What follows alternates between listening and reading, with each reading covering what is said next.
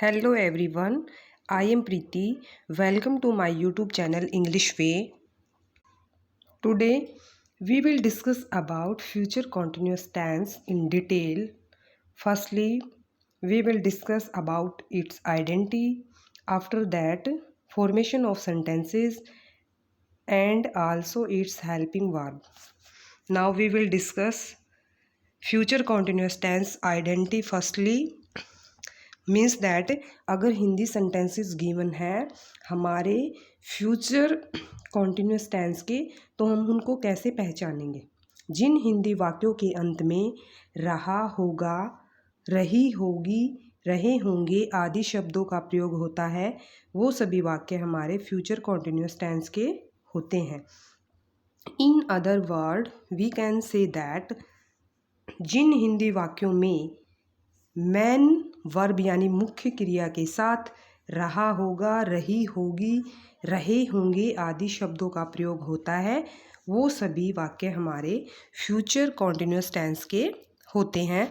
Now we will take some example of future continuous tense in Hindi. Ram football खेल रहा होगा। In this sentence रहा होगा लास्ट में हमारा रहा होगा आया हुआ है, और इन अदर वर्ड अगर हम बोले तो खेलना वर्ब है, मेन वर्ब है हमारी, इसके साथ रहा होगा का यूज हुआ है।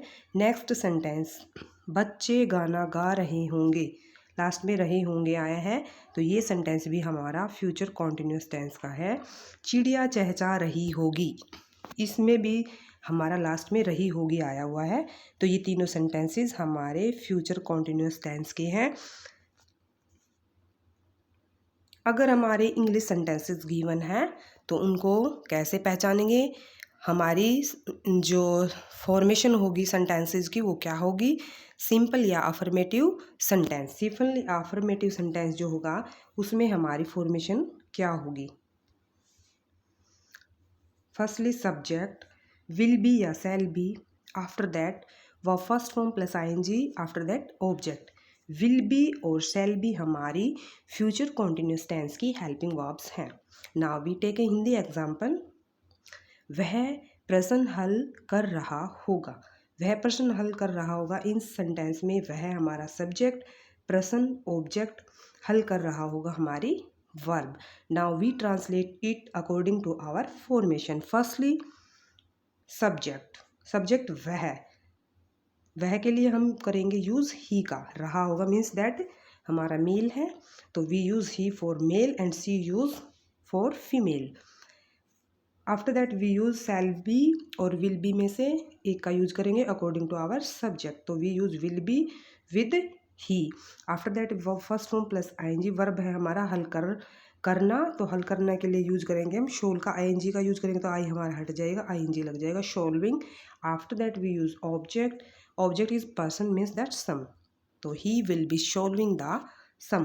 Where we use will be and where we use shall be. Shall be is used with I और we.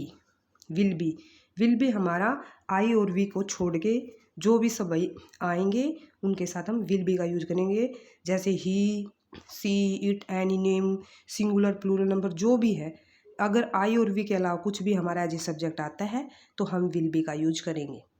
Negative sentence, negative sentence वो होते हैं हमारे जिसमें हम वर्क को रिफ्यूज़ करते हैं। Formation of negative sentence is subject, after that will not be, after that shall not be, after that verb first form, after that ING, after that object. Now we take a Hindi example. वह person हल नहीं कर रहा होगा। In this sentence we pinpoint subject object verb. वह subject, person object, हल नहीं कर रहा होगा verb. Now we translate it according to our formation. Firstly we use subject he, after that we use will not be या shall not be। will not be का use होगा यहाँ पे ही के साथ, क्योंकि shall not be का use हम आई और वी के साथ करते हैं, और इनके अलावा कोई भी आएगा we use will not be। after that we use verb first form plus ing, तो showing। after that we use object the sum। he will not be showing the sum। Interrogative sentence. Interrogative sentence जो हमारा होता है उसमें हम question put up करते हैं और इसमें हमारी जो फॉर्मेशन होगी उसमें हेल्पिंग वर्ब है वो फर्स्ट में आती हैं, सबसे सेंटेंस के स्टार्टिंग में आती हैं।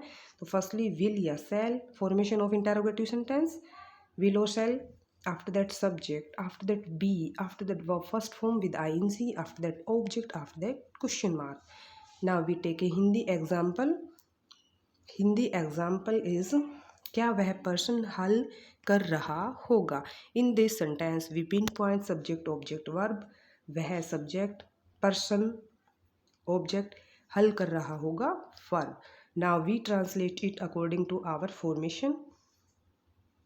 फर्स्टली विल या सेल का यूज़ करेंगे, वो हमारे सब्जेक्ट के अकॉर्डिंग यूज होंगे। तो सब्जेक्ट हमारा है वह के साथ भी यूज़ विल, तो विल, आफ्टर दैट सब्जेक्ट हमारा ही, उसके बाद यूज करेंगे बी का, आफ्टर दैट वो फर्स्ट फॉर्म प्लस आईएनजी, तो हल कर रहा होगा इसके साथ solving, after that we use object the some, after that we use question mark, तो will he be solving the sum. Next हमारा जो सेंटेंस होता है negative plus interrogative sentence in future continuous tense, formation of it is will या cell plus will या shall, after that we use subject, after that not be, after that verb first form plus ing, after that object, after that question mark। क्या वह person हल नहीं कर रहा होगा। Now we pinpoint subject object verb in this sentence, वह subject, person, object, हल नहीं कर रहा होगा verb. Now we translate it according to our formation. Formation is will या shall, after that subject, after that not, be, after that verb first form plus ing plus object plus question mark। we use will या cell according to our subject is he, we use he with will, मतलब ही के साथ हम will का use करेंगे। After that subject, after that not be, after that verb first form plus ING, हल नहीं कर रहा होगा तो सोल्विंग, हल करने के लिए solve ING solving. After that we use object is person the some, after that we use question mark. Negative plus interrogative sentence में क्या है, हम क्वेश्चन पुट अप करते हैं, after that we refuse it. Thanks for watching.